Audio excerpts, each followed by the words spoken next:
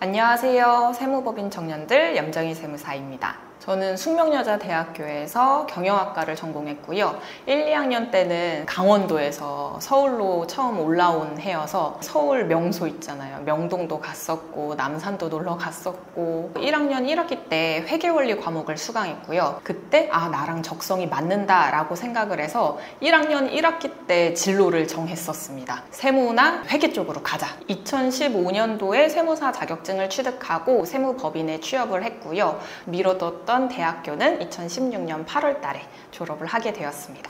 그때는 여름방학, 겨울방학 수업이 끝나고 나면 어느 정도 자유시간이 있었기 때문에 하고 싶은 것들을 할 수 있었는데 지금은 이제 스케줄이 쌓여 있다 보니까 그런 시간을 내기는 좀 어려운 것 같아요. 제가 대학생으로 돌아간다고 하면 꼭 하고 싶은 건 어학연수를 가고 싶습니다. 대학생일 때는 자격증 취득해야지 해외여행을 왜 가? 어학연수를 왜 가지? 약간 그 생각이 있었거든요. 그 시간들이 다 낭비를 한다고 생각을 했었어요. 제 1순위는 이제 자격증 취득이다. 공부 열심히 하자라고 생각을 했는데 되돌아보니까 그때 이제 해외연수를 가서 외국어도 배우고 특히 이제 영어도 학습을 하고 저는 작은 지방에 있다가 서울로 와서 그것도 이제 세상이 커졌다고 생각을 했는데 나중에 해외를 나가보니까 정말 다양한 환경에서 다양하게 살아온 사람들이 있더라고요. 그거를 조금 더 어렸을 때 만났었다라고 하면은 제 가치관에 많은 변화가 있었을 것 같습니다.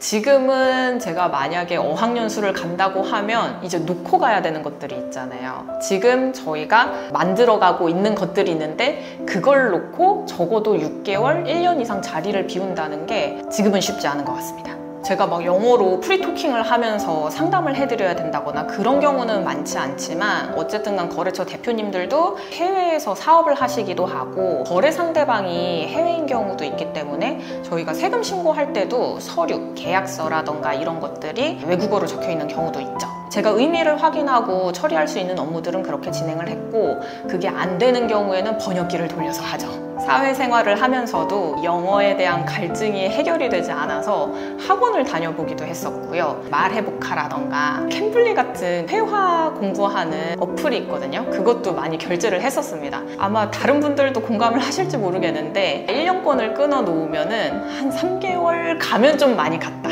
하다가 또 일이 바빠지면 또 하다가 일이 또 바빠서 지금 못하고 있습니다. 좀 그런 생활의 반복인 것 같아요.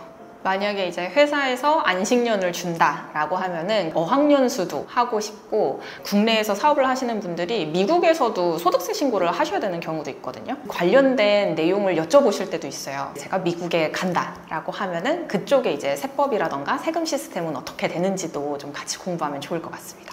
두 번째로 하고 싶은 것은 인문학 관련된 수업을 많이 듣고 싶은데요. 그 당시에는 제가 이제 자격증 시험 위주로 해서 과목을 선택해서 들었었는데 인문학 관련된 과목들도 많이 수강하고 이제 책도 읽고 고민을 많이 하는 시기를 가졌었으면 좋겠다라고 생각합니다. 제가 사회생활을 하면서 사람이 자기 관념, 자기 철학을 갖는 게 굉장히 중요하구나라는 생각을 많이 하거든요. 사회생활을 하다 보면 이제 고민이 되는 것들이 많잖아요. 그랬을 때 내가 조금 더 주관이 뚜렷했다고 하면 조금 더 이제 합리적으로 풀어나갈 수 있지 않았을까라는 생각을 많이 하고요. 저는 항상 그런 시기가 올 때마다 제가 고등학교 때도 윤리를 선택을 안 했거든요. 그때부터 내가 철학이 조금 약해서 이렇게 괴로움을 겪나 보다라는 생각을 많이 하고 있습니다.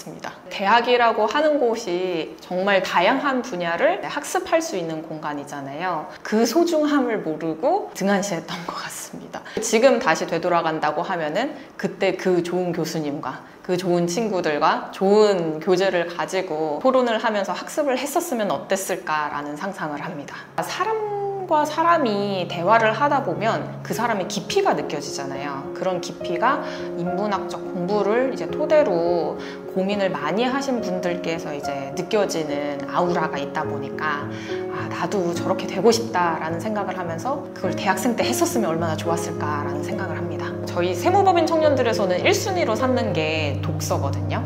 그래서 다 같이 이제 이 책을 읽자라고 하는 경우가 많은데 쉽지가 않더라고요. 일에 치여서 혹은 조금이라도 시간이 나도 쉬고 싶다라는 생각이 들다 보니까 노력은 하고 있지만 대학생 때만큼 시간이 나진 않는 것 같습니다. 저는 출퇴근 시간이 길다 보니까 그때는 책을 읽으려고 계속 노력을 하고 있고요. 한 페이지라도 읽자? 조금이라도 읽자. 그냥 읽는 행위 자체를 습관으로 삼자라고 해서 잠깐이라도 읽으려고 노력하고 있습니다. 세무법인 청년들 필독서였는데요. 이어령의 마지막 수업이 제 마음속에 굉장히 큰 울림을 줬었습니다. 책 속에서 컵의 손잡이가 있잖아요. 그 컵의 손잡이가 컵 건지 그거를 잡고 이용하는 이제 내 것인지에 대해서 이제 생각을 해봐야 된다.